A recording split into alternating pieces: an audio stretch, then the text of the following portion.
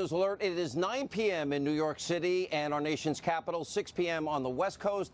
It is 4 a.m. in Helsinki, Finland. And earlier today, President Trump, he went face to face with the Russian president, Vladimir Putin. Now, this is their third in-person meeting, but their first official summit.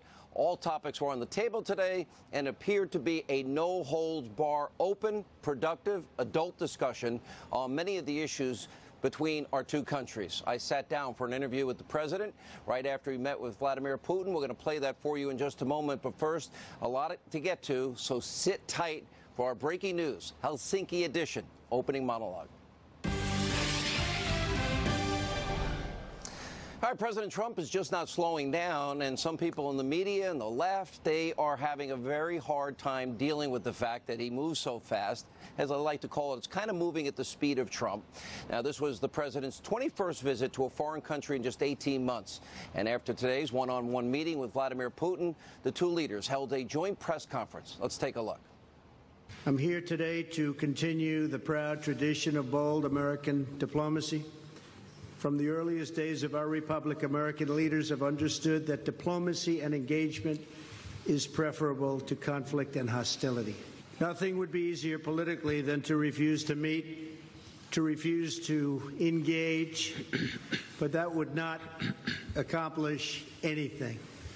As president, I cannot make decisions on foreign policy in a futile effort to appease partisan critics or the media, or Democrats who want to do nothing but resist and obstruct. Now, both leaders, they also addressed the big elephant in the room, and that was election interference. Let's watch this. The probe is a disaster for our country. I think it's kept us apart. It's kept us separated. There was no collusion at all. Everybody knows it. People are being brought out to the fore. So far that I know, virtually none of it related to the campaign, and they're going to have to try really hard to find somebody that did relate to the campaign. That was a clean campaign. Now, of course, this meeting comes just days after the Deputy Attorney General Rod Rosenstein announced the indictments of 12 Russian agents who were accused of hacking the DNC and the Clinton campaign chairman, John Podesta, even though the DNC, they have refused to turn over their hacked server to the FBI. When will they turn that over? Where is that server? Now, President Trump weighed in heavily on this very issue during this joint presser. Let's take a look at this. Let me just say that we have two thoughts. You have groups that are wondering why the FBI never took the server. Haven't they taken the server? Why was the FBI told to leave the office of the Democratic National Committee? I really believe that this will probably go on for a while, but I don't think it can go on without finding out what happened to the server. What happened to the servers of the Pakistani gentlemen that worked on the DNC? Where are those servers? They're missing. Where are they? What happened to Hillary Clinton's emails? 33,000 emails gone, just gone. Exactly. What happened to all of those things? And tonight, many on the left, they want you to believe this alleged interference is a shocking, unprecedented turn of events. But we all know that Russia election meddling is not new at all. Now, remember, ahead of the 2016 presidential election cycle in 2014, the House Intel Committee Chairman, Devin Nunes, he issued a very stern warning about Putin's belligerent actions and attempts to denigrate the United States and, by the way, impact our 2016 election. And we also know, you can go way back to 2008, we know that Russia hacked into both the McCain campaign and even the presidential campaign of Barack Obama himself. And despite this, in 2016, when Hillary Clinton appeared to have a firm lead in the polls, just before the election, it was President Obama who laughed off any notion that American elections could possibly be tampered with. How wrong he was. You may remember this. There is no serious person out there who would suggest somehow that you could even rig America's elections. There's no evidence that that has happened in the past, or that there are instances in which that will happen this time. Interesting. That's when he thought Hillary was going to win. Now that Trump is president, after nearly a decade of playing down Russian interference and its impact on our elections, the left is in total freak-out mode, trying desperately to connect Russia hacking to the Trump presidency. This is a total left-wing conspiracy, a fantasy. This is the witch hunt. Every single report, every investigation into our election show absolutely no votes were changed, none were altered in the 2016 election, not a single vote. And by the way, it's important to point out every major country in the world engages in election interference. As Senator Rand Paul put it, we all do it. And this includes the Clinton campaign. In fact, if you're looking for Russian interference, look no further than Hillary Clinton and the DNC. In 2016, they actually paid, oh yeah, through a law firm that they funneled money, Fusion GPS. Yeah, then they got a foreign entity, a foreign spy by the name of Christopher Steele. He put together phony opposition research, the now infamous dossier, which has been debunked, filled with lies, Russia propaganda, and all paid for by Hillary Clinton and the Democratic Party to manipulate you, the American people, in the lead up to the 2016 election. Nobody in the media seems to care about Obama's attempted interference in the last Israeli election against our #1 ally in the Middle East, Israel, and Prime Minister Benjamin Netanyahu. And by all accounts, today's meeting, well, was productive and very important.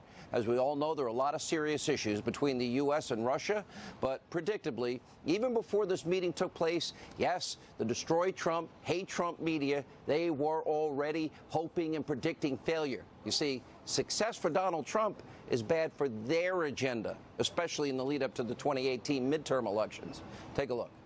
We've never had a summit with a KGB spy master, someone who has, completely studied and examined Donald Trump, and a president who spent the weekend golfing and has not been preparing. What do you think is going through Putin's mind, and how is he likely to be interpreting President Trump's behavior?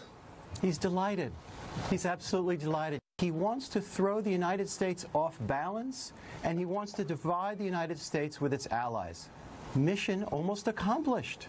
This does not seem like a president who's really going there to really hold Putin accountable. I just don't see how we can expect anything to come out of this and why Donald Trump is forcing the issue so much. And it gets even worse. Take a look at this despicable cartoon. Yeah, published by the so-called paper of record, the New York Times opinion page on Twitter early this morning. Take a look. Do you have a relationship with Vladimir Putin? I do have a relationship with him, and I think he's done a very brilliant and amazing job. He's put himself really as, a lot of people would say he's put himself at the forefront of the world as a leader. Now, that's your corrupt mainstream media.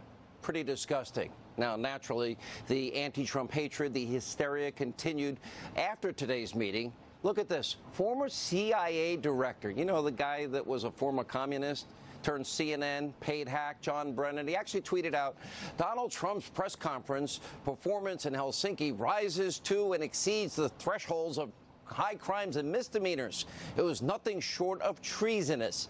Not only were Trump's comments embellished, he is wholly in the pocket of Putin. Republican patriots, where are you? John, let's address you for a second here. What have you done on Obama's watch to prevent Russia meddling? What role did you play in all this? Now, you have just undermined this country, and frankly, you should be ashamed. Let's take a look at this corruption. We are under attack from Russia. If there were physical missiles, like during the Cuban missile crisis, Americans would be in the streets and protesting and asking for the president to protect us. These are invisible missiles. It's time for Americans to be out on the streets and to speak up about the democracy that we hold dear, the values we hold dear, and what we expect of the President of the United States.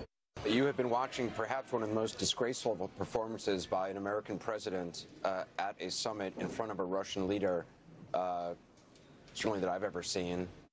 As you can see, it was all a predetermined outcome. It didn't matter what happened at today's meeting. Your mainstream media just blind hatred for President Trump, and they long predetermined that anything the president does is terrible. It's devastating, apocalyptic. And at this point, they're just a broken record.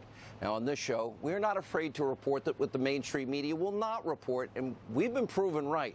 We're not blinded by this same pathological hate of all things Donald Trump. Look at the economy. Look at the progress in North Korea. And while the left always acts like the sky is literally falling because Donald Trump actually wants to discuss safety and security with nuclear weapons, nuclear proliferation, Syria, Iran, and a lot of other important issues, including interference. By the way, meeting with Putin is that bad? We all know the truth. U.S. diplomacy is in good hands, in spite of what they tell you. The president has never been afraid to walk away from a bad deal. He's never been afraid to call out world leaders and hold all of them accountable. As we saw, he was critical of the British government's execution of Brexit. And by the way, he rightly called out many of our allies in NATO. Why? They're not paying their fair share for their own national defense, even criticizing the German Chancellor, Angela Merkel, and her country's lucrative energy deal with Vladimir Putin's Russia, which creates a dangerous dependency on Russia in energy, which is the lifeblood of their economy. After all, if the West is so worried about Russia, well, why would they be willing to give him billions and billions of dollars to make Russia rich again?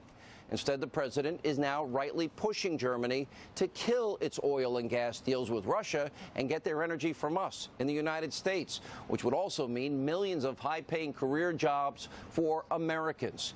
Now, this move would not only benefit the United States, it would also absolutely wreck Russia's economy.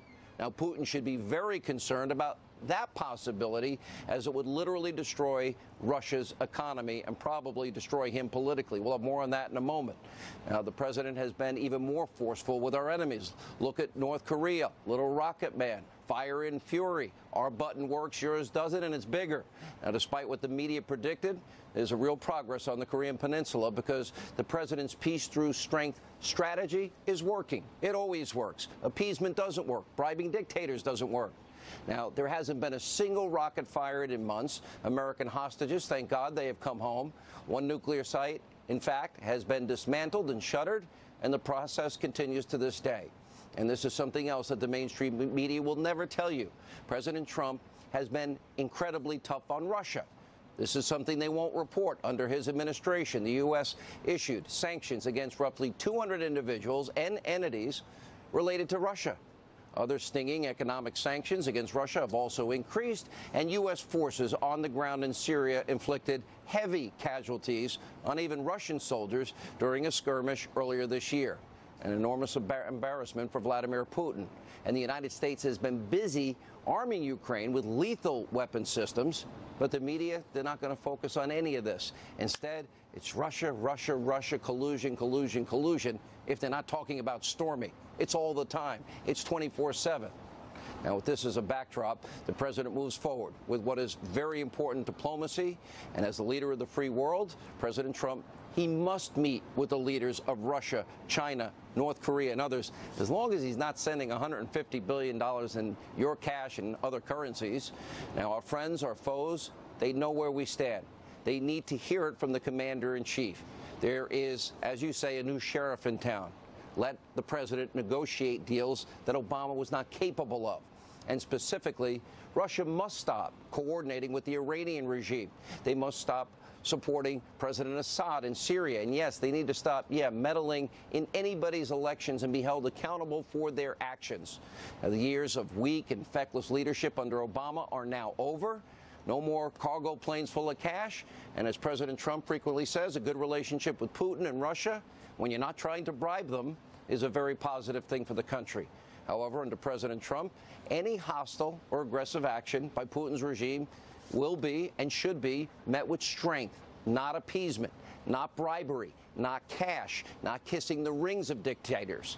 And while the mainstream media and American left, as they peddle their conspiracy theories, well, the administration is now putting forth some truth and some precedent and some fact. And by the way, Reagan proved it to all of us. Peace through strength works. Diplomacy is important. Trust but verify. And the American people's safety and security, frankly, is dependent on all of this. Our kids, our grandkids, this matters. Now, following his talks with Vladimir Putin, I had the opportunity to sit down with the president right after his press conference. Here's part one of that interview. Take a look. Mr. President, great to see you. Thank you very much, John. You literally just finished the press conference with President Putin moments ago. A lot came up. You were very strong at the end of that press conference. You said, where are the servers? What about what Peter Strzok said? Where are the 33,000 emails? And there was this mystery answer that I think surprised a lot of people by the president of Russia as it relates to the Mueller investigation? That's right. Well, first of all, he said there was no collusion whatsoever. I guess he said as strongly as you can say it, they have no information on Trump. It was an interesting statement, too. You know, many years ago when I was there, what was it, 13, 14, a long time ago, he said there were many, many business people there. In all fairness, I was a very successful businessman, but I was one of a lot of people. And one thing you know, if they had it, it would have been out. He said it was nonsense. He said it's nonsense, is right. And he also said there's absolutely no collusion, which you know, and everybody that watches your show knows. And I think most of the country knows, and Tucker standing right over there definitely knows, because he gets it. He's one of the people that get it. But I'll tell you that I thought it was a really amazing time. Not about that. I think it's a shame. We're talking about nuclear proliferation. We're talking about Syria and humanitarian aid. We're talking about all of these different things, and we get questions on the witch hunt. And I don't think the people out in the country buy it, but the reporters like to give it a shot. I thought that President Putin was very, very strong. Let's talk about how the day went. You actually used the term 4 hours ago that changed, right, talking about the relationship. Was it that quickly and that profound? We had a very long meeting, and it was a good meeting. We discussed so many different things, including nuclear, including war and peace, including economic, Syria, Ukraine. We discussed many, many things. And at the end of a long period of time, I mean, it was really a long, it was just the two of us and interpreters. And at the end of this meeting, I think we really came to a lot of good conclusions. A really good conclusion for Israel, something very strong. He's a believer in Israel. He's a fan of Bibi, and really helping him a lot, and will help him a lot, which is good for all of us. Let's talk about specifics that you went over as it relates to both Syria, which he has been a supporter of the Assad regime, and of course Iran, which is the #1 state sponsor of terror, fomenting proxy wars. Right. Well, I think on Syria we're getting very close. I think it's becoming a humanitarian situation, and a lot of people are going to move back to Syria from Turkey and from Jordan and from different places. They're going to move back. Less so from Europe, but they will be moving back from lots of different places. So I really think we're not very far apart on Syria. I do think that on Iran, he probably would have liked to keep the deal in place, because that's good for Russia. You know, they do business with, it's good for a lot of the countries that do business with Iran, but it's not good for this country, and it's ultimately not good for the world. And if you look at what's happening, Iran is falling apart. They have riots in all their cities. The inflation is rampant and going through the roof. And not that you want to hurt anybody, but that regime, we would let the people know that we are behind them 100%. But they're having big protests all over the country, probably as big as they've ever had before. And that all happened since I terminated that deal. So we'll see. You know, they were talking about... Can you partner with Russia to perhaps stop the fomenting of terror, stop the proxy wars? Was that discussed? Well, it was, and I think that would be a great thing if we could do it. Then you have some people that say, oh, you'd have to do, you know, get involved with Russia. But if we can stop killing all over the place, or terrorism, we discussed radical Islamic terror at great length, because they have the problem too. We discussed ISIS, and as you know, we've pretty much eradicated ISIS in the Middle East. And we've done a very strong job. He acknowledged that. But we discussed ISIS and the threat of ISIS, and basically the threat of terrorism. Yeah. Let me go to the issue of nuclear proliferation. 2021, the START treaty would need to be extended, and also the INF as it relates to, and he did bring up the idea of missile defense. Right. Were those issues discussed, and did you make any progress? Well, I think we're at the very beginning. It's a very important issues. To me, the most important issue is the nuclear issue, because I know President Obama said global warming is our biggest problem, and I would say that no, it's nuclear warming is our biggest problem by a factor of about 5 million. The nuclear problem, we have to make sure, we have to be very careful. And, you know, if you look at Russia and the United States, that's 90% of the nuclear weapons. And if we start doing something and working on other countries, and he also said he wants to be very helpful with North Korea. We're doing well with North Korea. We have time. There's no rush. You know, it's been going on for many years. But we're doing very well. As you know, we got our hostages back. There's been no testing. There's been no nuclear explosions, which we would know in about, immediately. There's been no rockets going over Japan, no missiles going over Japan. And that's now been 9 months. And the relationship is very good. You saw the nice letter he wrote. And so I think a lot of good things are happening. But President Putin is very much into making that all happen. A lot of people in the lead up to this, obviously, you met with our NATO allies. Yes. And America pays 70 cents of every dollar. And a lot of people have not lived up to their commitment as it relates to that. And also, interestingly, because a big part of NATO's mission is to prevent any hostility from Russia. And yet Angela Merkel's willing to import billions of dollars worth of their energy up to 70%, which I would argue would make them vulnerable. And she's paying Russia billions of dollars. Now, that's her choice. I mean, if she's going to do it, but it's a little tough when you're in NATO and you do that. I will say that I was amazed at the media because, honestly, I was there for a day and a half, and it started right when I got there, and I was very respectful, but I told people it's unfair. The United States could be paying for 91%, okay? Could be. So the minimum is 70%, but it's probably 91%. So we're paying for 91% of the cost of keeping Europe safe. On top of that, the European Union takes total advantage of us with tariffs and with trade barriers. But they kill us on trade. We lost $151 billion last year. So they beat us on trade, and we defend them for essentially nothing. And I said, it's not going to be that way anymore. You got to pay up. You got to pay more. Secretary General gave you the credit. He gave me all of the credit.